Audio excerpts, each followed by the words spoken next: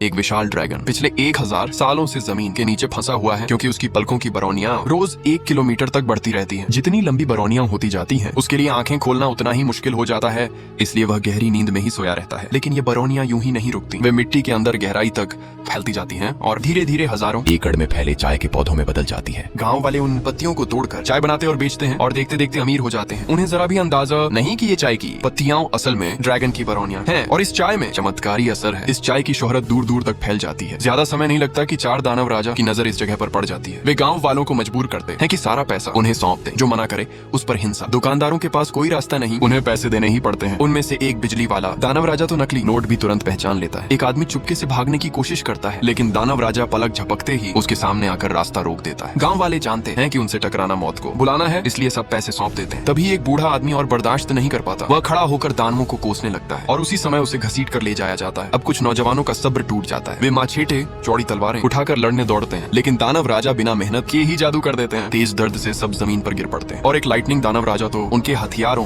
को भी कंट्रोल कर लेता है। लेकिन उन्हें क्या पता, ये सब कुछ जो दानव राजा कर रहे हैं वो रॉयल चुड़ैल के आदेश पर है। वो चुड़ैल हर दिन नकली मास्क पहनकर खुद को राजकुमारी बनकर पेश करती है, क्योंकि भविष्यवाणी कहती है कि ड्रैगन एक दिन राजकुमारी को चुनेगा और वही इस दुनिया की चुनी हुई नायिका बनेगी। उधर असली राजकुमारी कहीं बाहर एक भगोड़ी की तरह भटक रही है और जैकी, जो ड्रैगन का संरक्षक है, पहले ही जेल में डाला जा चुका।